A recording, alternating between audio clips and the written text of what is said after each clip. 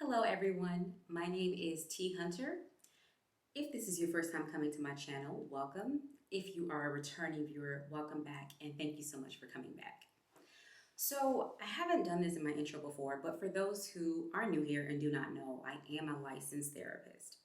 And when I do these reaction videos to Married at First Sight, it's not that I believe that my opinions and my reactions and my feelings and thoughts and concerns are law. This is just me, my thoughts, my reactions, my honest reactions, raw feelings, what have you. So, this is never a space where I want to cast judgment, just more of a calling out certain patterns that I have seen to be concerning. Whether the couple see it as that way or not, that's up to them because everyone has a different experience and we are all entitled to experience life the way that we do. Just wanted to put that disclaimer out there. So, as I stated, I am reviewing MAFS season 14. I'm going to focus on the reunion today, the first part of it from last week. So if you see me glancing down, I do have my handy dandy phone here and I have some notes in the note app. Let's go ahead and get started because I don't want this to be too long-winded. So I'm going to start with Chris and Alyssa. So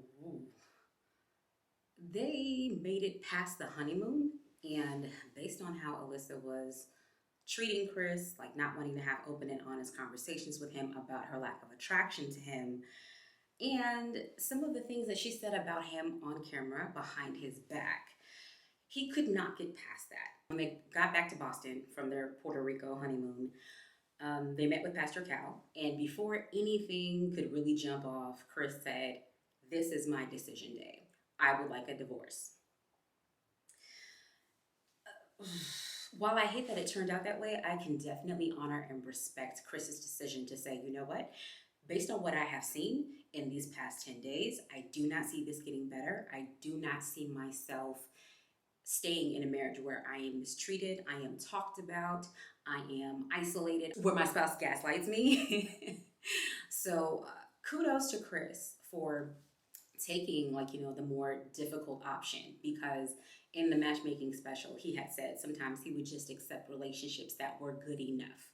So as I stated in my first impression video, I was hopeful that Chris would not just say, well, it's good enough that this woman married me, versus no, like I deserve to be married to a woman who wants to be in a marriage with me, who wants to communicate with me, who wants to get to know me better, even if she is not physically attracted to me right off the bat. So I'm very, very proud of Chris for saying, I didn't sign up for this process to get a divorce, and I also did not sign up for this marriage to be mistreated. As far as Alyssa is concerned, I'm glad that she could admit that she was not in the best headspace, and because of that, she was not the kindest in how she dealt with Chris. Don't really have too much else to say about that. Definitely interested in seeing what feedback the experts will have for her. Okay, moving on to Katina and Olajuwon.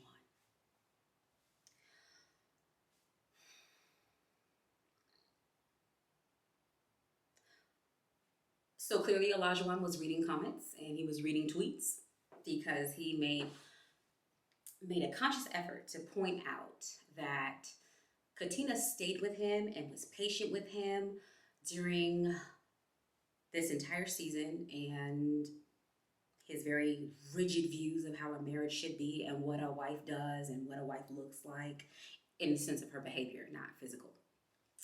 And he said, you know what? Y'all were encouraging her to leave, and because Katina didn't leave, she's sitting on this stage smiling. And I was thinking, no. And then he presented her with the ring. She was very emotional about that. This is a big ring. Oh my gosh. She wasn't expecting that, because when the castmates sign up for this show, they do not purchase the ring themselves, and they don't have a traditional proposal. They meet and marry at the altar, meet and marry on the same day. So there is no traditional or official proposal. So I think it's a good touch.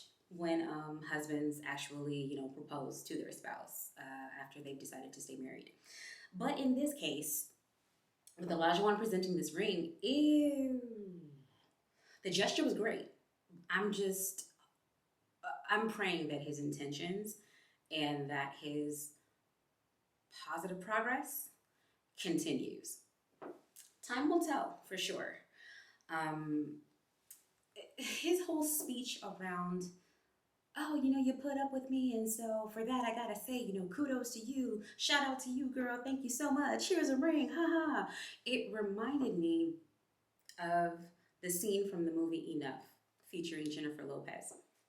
So, in that movie, Jennifer Lopez played a battered wife, and she was doing all that she could to escape this abusive marriage. And the very first time that her husband got physical and put his hands on her, um, she's crying because she's upset because she found out that he was cheating. And after he pops her one, he tells her, you have a really good life. And I think that today is just the price that you pay for this really good life.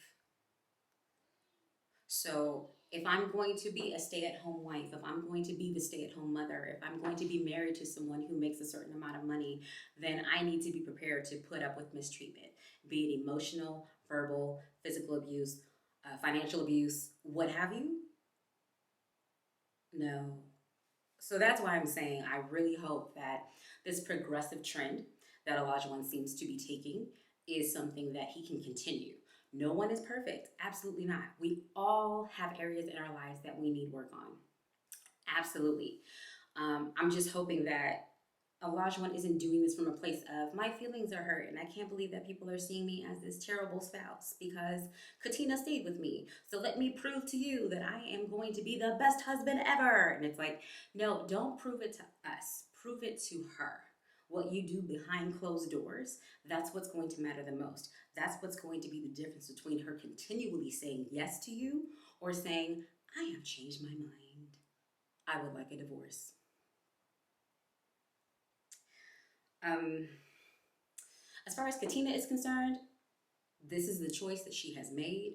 And as a therapist, sometimes I can see how easy it is to get so emotionally invested in someone else's life. And I can't do that because just like I want my right to choose the best path for me to be honored, I have to do the same for others. So I'm never one to root for the demise of a marriage, but I am one to root for someone's ability to practice autonomy and for them to have the best of the best. Because if you're going to be in a marriage, why be in one where you're not being treated well? So my hopes and my prayers are that this marriage continues to have an upward trend and that Katina will definitely experience confidence, strength, and she will continue to be this gracious person. She'll continue to be, continue to exercise class and poise because the way that she has handled every curveball that Olajuwon has thrown at her through this season with so much grace and class, and never once has she embarrassed him on camera and even off. I definitely commend her for that.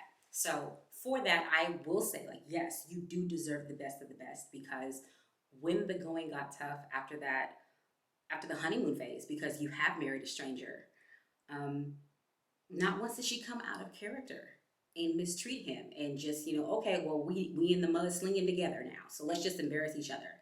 I'm so glad she didn't take that road. So all the best to Katina and Olajuwon. Moving on to our next couple, Michael and Jasmina. So on decision day, they said yes. And then at the reunion, so many more details that added context to their relationship and the breakdown in their communication came out. During the honeymoon, they had a disagreement, and Jasmina experienced and even referred to Michael as being aggressive in his tone and that he was yelling at her. And Michael had a really difficult time digesting that. He was saying, oh, if I was condescending, I'll give you that. If I was speaking to you in a tone that you didn't appreciate or that wasn't the most effective in my communication, I'll give you that. But for you to say I'm aggressive, that's not true. And she was standing flat footed on that. Like, no, my stance is that you were aggressive. And so if you're telling me that you're not, then I'm a liar. And that's not okay either. So for a whole month, they weren't talking to each other. I couldn't imagine not speaking to my spouse for a month. I also couldn't imagine being in a being in an accelerated process like married at first sight, where you only have this social experiment, like the context of the experiment, for 2 months. So for half of that process, we're not speaking. Oh no, that's not conducive to cultivating a healthy, close, intimate bond. And intimacy doesn't just have to be physical, it's that emotional. And Michael and Jasmina admitted during the season, they did not share very openly with each other and they did hold back from each other. Jasmina felt like, oh, sometimes Michael, I get the impression that you don't care. And Michael is saying, well, as far as being vulnerable with you and talking to you about the catastrophic losses that I've experienced, like in my family unit, I have to be comfortable with you in order to do that. So I, I think whatever hiccups and roller coaster modes that they went through in the honeymoon, it kind of like ruined it from the start. However, I did notice that while they were saying, oh, there is no chemistry, well, Jasmina was saying, I don't have the feelings for him. I don't see the chemistry component, and I would like to see that in my marriage. They were sitting awfully close on that reunion couch together. So I don't know. Maybe they are better off as friends, without the pressure of we have to make this marriage work because we're on TV. And what happens if we, the black couple gets a divorce? Like, what does that say about us? Like, I'm speculating. That might not have even been their thoughts as far as, making black love work. But yeah, perhaps they are better off as friends. They did seem a lot more relaxed and comfortable with each other. They're even kikiing with each other. They did the whole drum roll when Kevin asked them were they still together. So that was cute to see. So who knows? Maybe they will be the couple that really can have a healthy, playful, positive friendship, even though they did not work out as a husband and wife. Time will tell.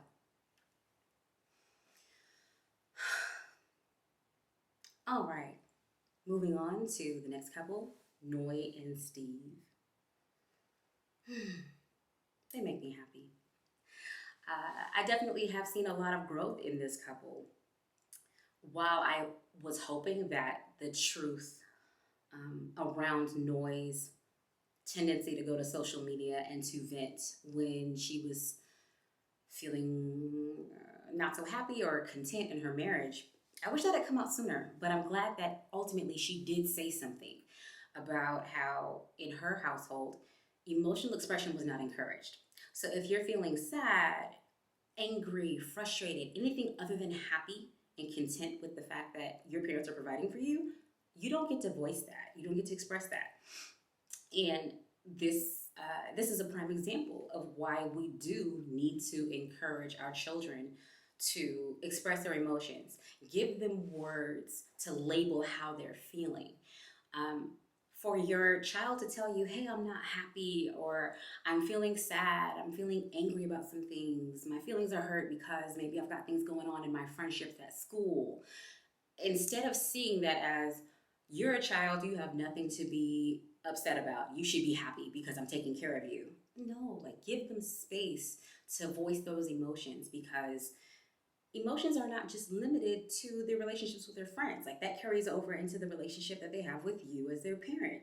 It carries over into the relationships that they will have with their colleagues, their bosses, romantic partners, spouses.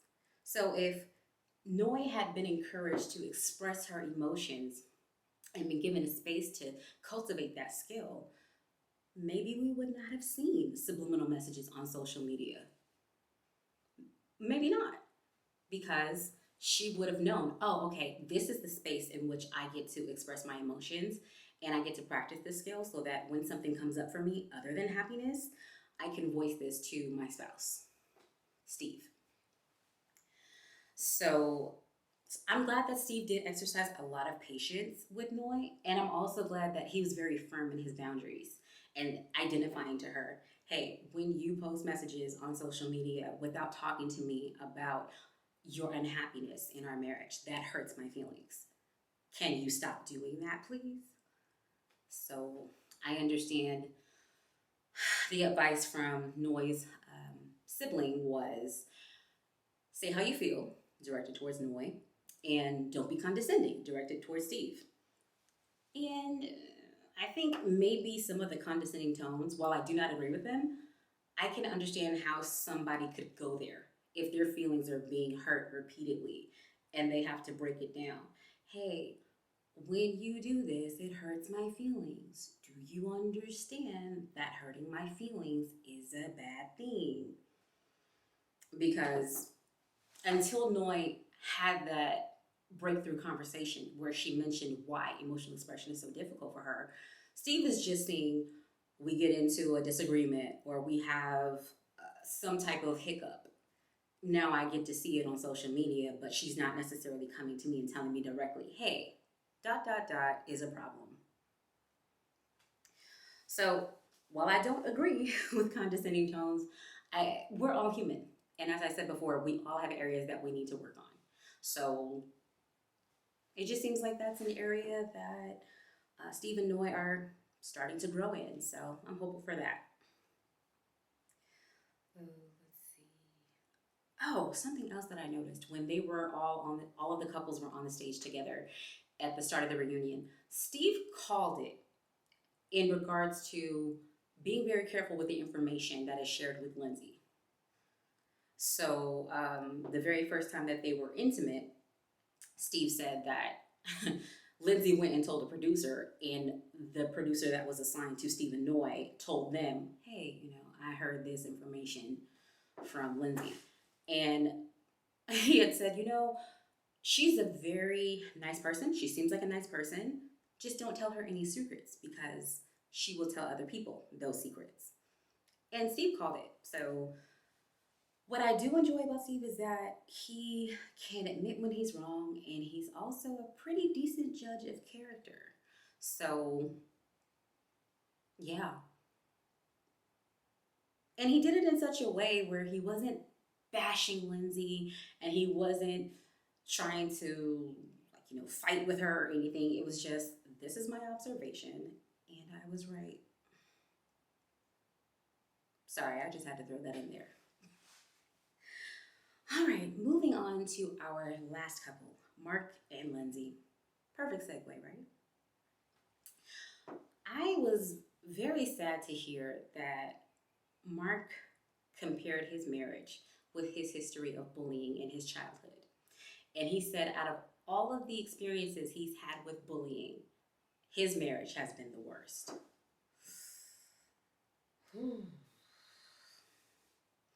We see these slogans, be his peace, be her rock, be a safe space in a marriage. And a lot of the times I felt like Mark the Shark did not have a safe space to be able to express his emotions. And I do believe that he wanted this marriage to work out. And I'm also glad that he came to the realization that he does not have to stay in a marriage where he is not being treated well, where any information that he shares in a moment of vulnerability can become ammunition. When his wife is upset with him, now she gets to insult his manhood. She gets to insult the amount of money that he makes. She gets to insult the fact that he needed to move out of his apartment, so technically he did not have a place to stay. It was a lot, just a lot of digs and jabs, and she's throwing jabs, and Mark isn't even suited up. He doesn't even have his gloves on, so it's not a fair fight. When I would see Mark and Lindsey fight, they definitely were not fighting fair. There were a lot of below the belt hits, and I guess, her mouth definitely got her in trouble and ultimately helped him make the decision of, I do not want to stay in this marriage with you after decision day. On decision day, yes, yes was the answer. He did say yes. They both did. But what did they say? Maybe I forgot what the time frame was. But after decision day, after renovating the family home that they were then going to take over and move into, he said, she's making threats and she's saying all types of mean things. And I just decided I do not want to stay in this marriage. So you can leave. The locks will be changed. Whether you want to leave willingly or there needs to be a police escort, Mark just wasn't having it. And everybody has their breaking point. Even the nicest people have their breaking points. And we have to be mindful of that.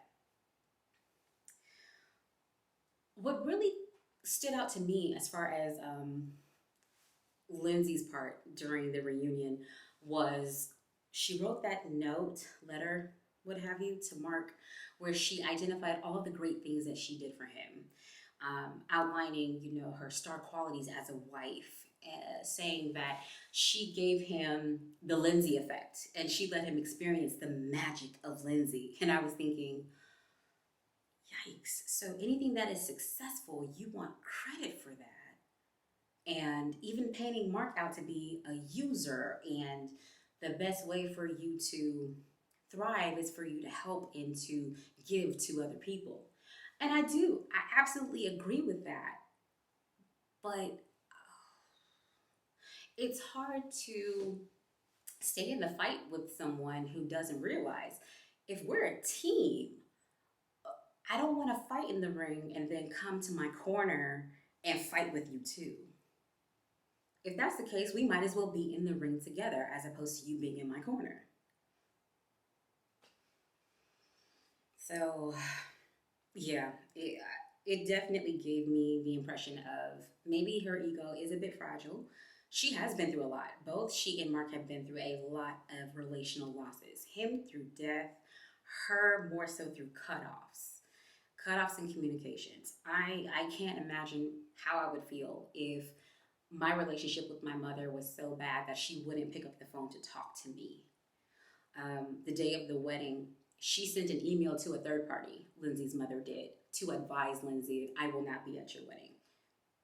Not even a, hey girl, heard you're getting married, congratulations, all the best, I'll talk to you later, like voice note, a voicemail, or even just a regular call. Mom didn't even do that.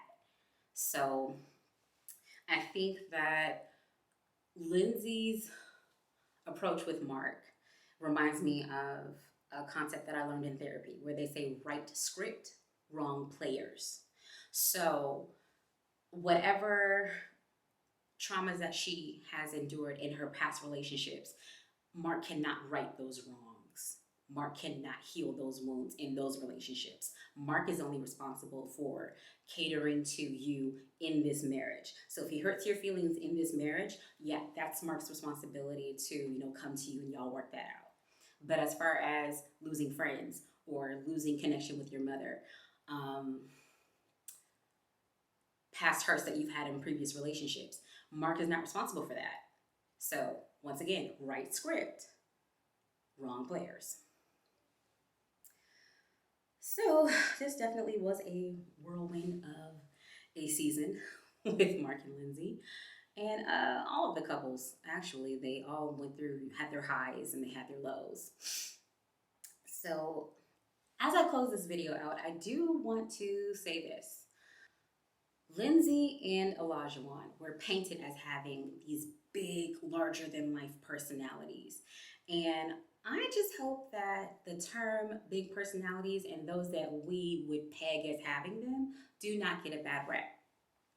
Steamrolling your spouse, yelling, over talking them, ripping their self-esteem to shreds should not be attributed to, oh, well, they have a big personality, so that should be expected. No, you can have a larger than life personality and still be mindful of how you talk to and how you treat other people, especially your spouse.